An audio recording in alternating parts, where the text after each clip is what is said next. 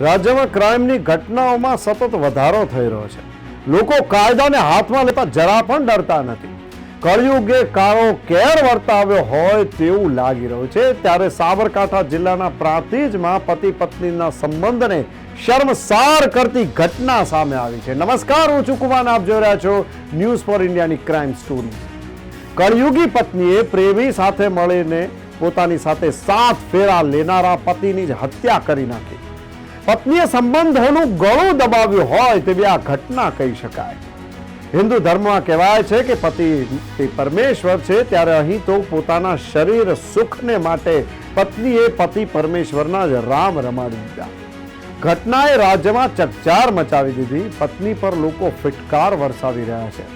પત્નીએ મોતને અકસ્માતમાં ફેરવવાનો પ્રયાસ કર્યો, પરંતુ પ્રાંતિજના લીમડા ડેમ પાસે અકસ્માતની આ ઘટના જે બની હતી એ આયોજન મુજબની અકસ્માતની ઘટનાનો ભેદ પ્રાંતિજ પોલીસે ગણતરીના કલાકોમાં જ ઉકેલી દીધો.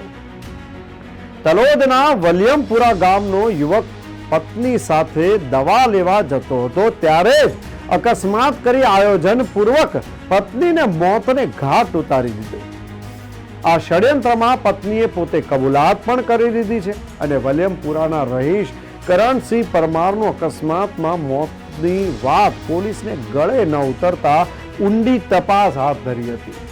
અકસ્માતમાં બાઇકનો પંખો વળી ગયો હતો. પાછળ બેસેલી મૃતકની પત્નીને કોઈ જ ઈજાઓ થઈ ન હતી અને માટે પોલીસને પત્ની પર જ શંકા ગઈ. પોલીસે લાલ આંખ કરી મૃતક પત્નીની કડક પૂછપરછ કરતા પ્રેમી સાથે મળીને પોતાના પતિને મોતને ઘાટ ઉતાર્યા હોવાનું કબૂલ્યું. પતિ પત્નીના સંબંધને લજવતી આ ઘટનામાં પ્રાંતિજ પોલીસે બંને પ્રેમી પંખીડાઓની ધરપકડ કરી અને આગળની કાર્યવાહી હાથ ધરી છે. હવે જોઈએ કોર્ટ આ પત્નીને શું સજા સંભળાવે છે.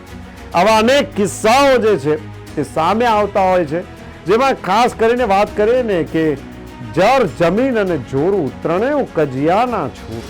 અહીં પણ આવા જ કિસ્સાઓ ગુજરાતમાં સામે આવી રહ્યા છે.